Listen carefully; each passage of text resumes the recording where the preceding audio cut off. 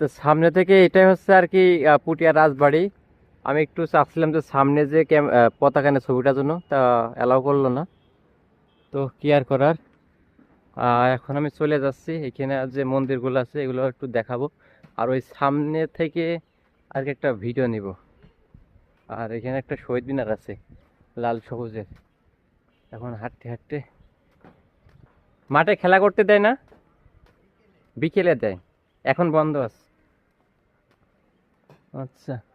আর এই যে রাজবাড়ির সামনে একটা মাঠ, অনেক বড় মাঠ, ফুটবল ক্রিকেট সব খেলতে পারবে।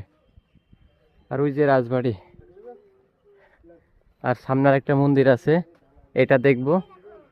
আর এটা দেখার পর আবার শহরের দিকে চলে যাব।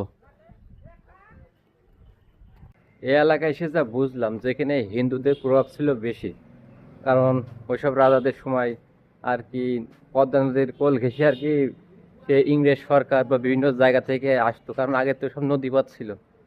সেই জায়গা থেকে এই যে একটা মন্দির, তাই যে খোলা নাই।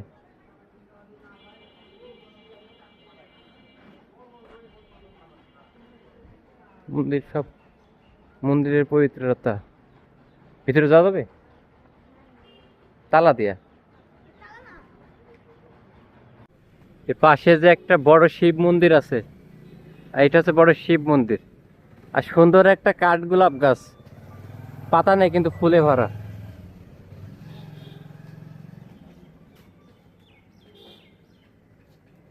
ভিতরে আসা যাবে? আচ্ছা। মানে এখানকার যে বড় শিব মন্দিরটা এটাও দেখাচ্ছে, কিন্তু এখন কথা হচ্ছে এত উচ্চতা সেই সময় করেছিল কিভাবে, মানে কোন প্রযুক্তি ব্যবহার করে, মানে ভাবতে অবাক লাগতেছে। কিন্তু এখানে একটা শর্ত হচ্ছে, ভিতরে ভিডিও করা যাবে না, কিন্তু ছবি তোলা যাবে। তার কি ভিডিও করতে পারি না। এখন চলে যাচ্ছি রাজবাড়ি পুটিয়া বাজার, রাজশাহী। এখন আবার পুটিয়া রাজশাহী রাজবাড়ি পুটিয়া বাজারে যেতে হবে, আর কি ওখান থেকে আবার রাজশাহীর উদ্দেশ্যে। আমার যদি ভালো একটা ক্যামেরা থাকতো তাহলে এই সব দৃশ্যগুলো ভালোভাবে ফুটিয়ে তুলতে পারতাম, কিন্তু দুঃখের বিষয় আমার ফোনটা খুবই দুর্বল। তো সেই জায়গা থেকে যতটুকু সম্ভব ততটুকুই আর কি দেখানোর চেষ্টা করতেছি। ও, এই যে আবার আবার সেই টাকা থেকে আবার ভ্যানে উঠেছি, আর এই রাস্তা দিয়ে আবার এলো বাজারে যাচ্ছে। বাজার থেকে আবার কোনো একটা মাধ্যমে রাজশাহী শহরে যাবে ইনশাল্লাহ। দেখা হচ্ছে, দেখা হচ্ছে রাজশাহী বিশ্ববিদ্যালয়, তারপরে টি বাদ আই বাদ, যেখানে ইচ্ছা সেখানে, রেল স্টেশন। মানে নসিব কার কোথায় নিয়ে যায়। আমি পায়ে হেঁটে যাচ্ছি পুটিয়া বাজার থেকে, যে মামা আছে, তার ভাই আছে আর কি, দেখি আমাকে এই যে ডাব খাওয়াচ্ছেন। তো সবার এই উপকার আমি কখনোই ভুলতে পরিশোধ করতে পারবো না। এই যে ঋণ চলার পথে সবার সাথে, এটা আমি কখনোই পরিশোধ করতে পারবো না। তো সবাই আমার জন্য দোয়া করবেন যেন আমি 64 জেলা শেষ করতে পারি। আমি একটু খাই। ভাই আপনি অনেক ক্লান্ত, যাক ভাই আপনার সঙ্গ পেয়ে খুব ভালো লাগলো। সেই সাথে আপনার 65 জেলা সুন্দরভাবে সফল হোক, দোয়া রইল। প্রচণ্ড গরম, যা হোক সুন্দরভাবে শেষ করেন। তবে প্রত্যেকটা জায়গাতে যেন আপনি প্রতিটা জেলায় আগে যাওয়ার আগে আমি কারণ না কারণ, আর ট্রাকের উস্তাদ 20 টাকা দিয়েছিলেন, তারপরে পুটিয়া থেকে ভাই একটা কেক দিলেন এবং একটা ডাব খাওয়ালেন। তো সবার প্রতি আমি কৃতজ্ঞতা। আপনাদের এই ঋণ আমি কোনোভাবেই পরিশোধ করতে পারবো না, কোনোভাবেই সম্ভব না, কারণ চলার পথে যেভাবে হেল্প করতেছেন সবাই বলার বাইরে। আর এখনো আর কি 30 কিলো হলো রাজশাহী, সামনে মাইল পোস্ট আছে। এবার দেখা যাক,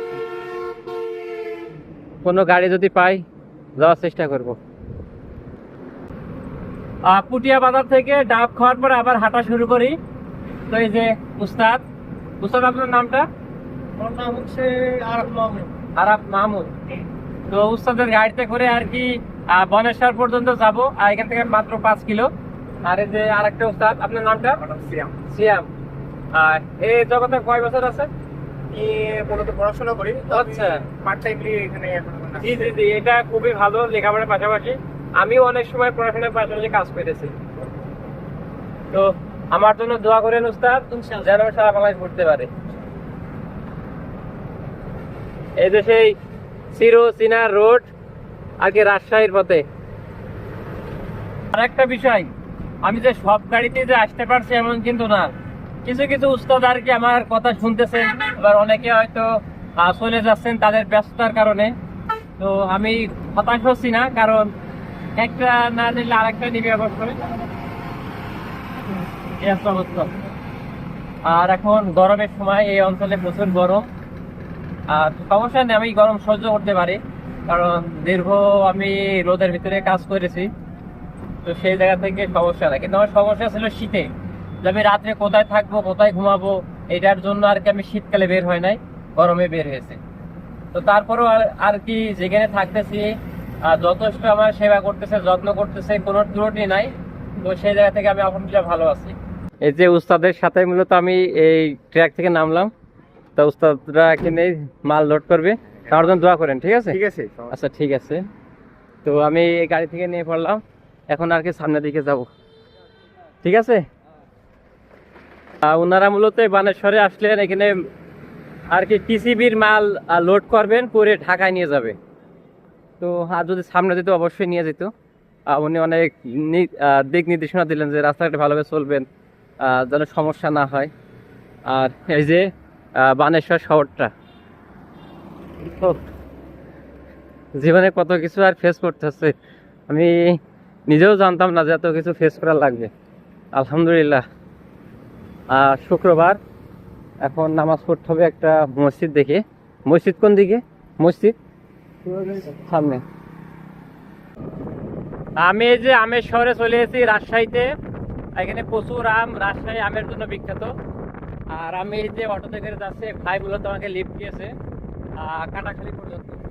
তো ভাইকে অসংখ্য ধন্যবাদ। আর ভাই অনেক সতর্ক করলেন যে আমার জেলাটা ভালো, বাট অন্যান্য জেলাটাও নেওয়ার থেকে কেড়ে নিবে, সেই জায়গা থেকে সাবধান থাকতে হবে। তো অবশ্যই আর কি আমার জায়গা থেকে চেষ্টা থাকবে সাবধান থাকার। আর আল্লাহ ভরসা, আল্লাহ তো আমার কপালে যেটা লিখে রেখেছেন ওইটা হবেই। আর এই যে সামনে কাজ চলতেছে।